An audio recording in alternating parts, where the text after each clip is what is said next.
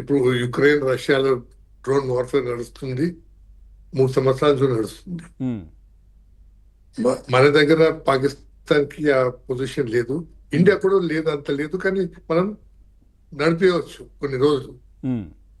So and drones inaccurate weapons, కొత్త radars వచ్చినాయి, కొత్త యాంటీ మిసైల్స్ వచ్చినాయి. సో ఎయిర్ క్రాఫ్ట్ ఉత్పత్తి కూడా కొంచెం తక్కువ అవుతుంది. గ్రౌండ్ ఇప్పుడు నెక్స్ట్ స్టేజ్ అయితే మళ్ళా గ్రౌండ్ వార్ఫేర్ అవుతుంది.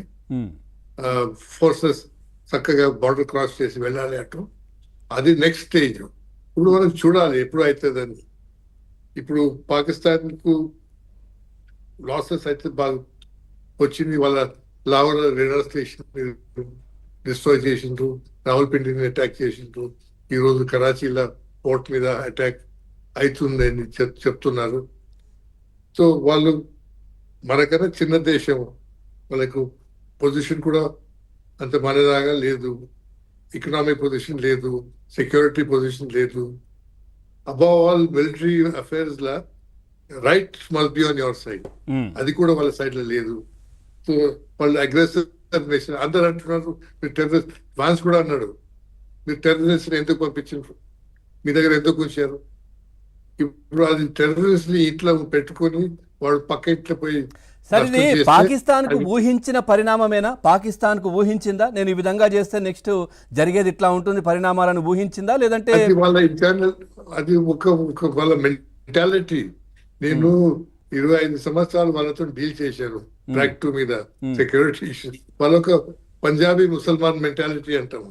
వాళ్ళు అనుకుంటారు మేము ఈ ఇండియన్స్ కన్నా మేము గొప్ప దేశము, bigger superior race, martial race అని అనుకొని వాళ్ళు నడిపిస్తున్నారు. ఒక Pakistani is equal to 10 Hindus అని నడిపిస్తున్నారు.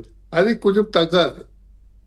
అది బంగ్లాదేశ్ వార్ కు ఏదో ఎక్స్క్యూజెస్ అన్నారు, మేము అక్కడ బంగ్లాదేశ్ లో చిక్కిపోయినాము, కానీ వెస్ట్ పాకిస్తాన్. గొప్ప వాళ్ళైతే జీడిపిలో కావచ్చు, లేదంటే డెవలప్మెంట్ లో కావచ్చు, వీటిలో చూపించాలి, ఈ ఉగ్రవాదంలో కాదు కదా. అదే, కానీ భారత్ ఒక హెట్రెట్ ఉంది, వీళ్ళు బాగా నడిపిస్తున్నారు మన దేశాన్ని. 2000 నుంచి జీడిపి బాగా గ్రో అయింది. 2000 నుంచి 2014 వరకు 15% జీడిపి గ్రోత్ ఉండే. ఇప్పుడు కూడా స్లో అయితే కూడా పాకిస్తాన్ కన్నా వాళ్ళ నేషనల్ బడ్జెట్, వాళ్ళ డిఫెన్స్ బడ్జెట్ కన్నా చిన్నది. వాళ్ళు ఒప్పుకోరు, కానీ వాళ్ళ హోల్ మిథాలజీ. కానీ ఇప్పుడు ఈ కరాచీ మీద ఏదైతే ఉంది సార్, కరాచీ పోర్టుకు సంబంధించి ఏదైనా మనం ఇండియా స్వాధీనం చేసుకొని దగ్గరికి వెళ్ళగలిగితే, ఒకవేళ ఎక్కువగా ఎక్స్పోర్ట్స్ ఇంపోర్ట్స్ అన్ని పాకిస్తాన్కి అక్కడి నుంచే కాబట్టి దాదాపుగా ఇంకా ఆర్థికంగా కూడా ఇబ్బందులేనా?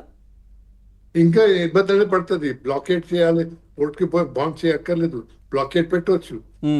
షిప్స్ రావద్దని, ఇక్కడ రావద్దు, వెళ్ళవద్దు. ఒక బ్లాకేట్ పెడితే మళ్ళీ వాళ్ళకు ఇంకా డిఫికల్టీస్ ఇంక్రీజ్ అవుతుంది. Okay, right. ఓకే, రవికుమార్ గారు అది అవుతుంది. ఇక నెక్స్ట్ స్టేజ్ అదే ల్యాండ్ వార్ఫేర్. ఇంకా అదే అవుతుంది. ల్యాండ్ వార్ఫేర్ అంటే ఇప్పుడు రాజస్థాన్ సెక్టర్ మీద ట్యాంక్స్, పంజాబ్ సెక్టర్ లో ట్యాంక్స్ అనే లోపల పోవచ్చు.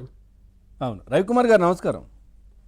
నమస్కారం అండి, మీకు ప్యానెల్లో ఉన్న అందరికీ కూడా నమస్కారం సార్. ప్రస్తుతం అంటే 2 రోజులకే పాకిస్తాన్ ఆర్థిక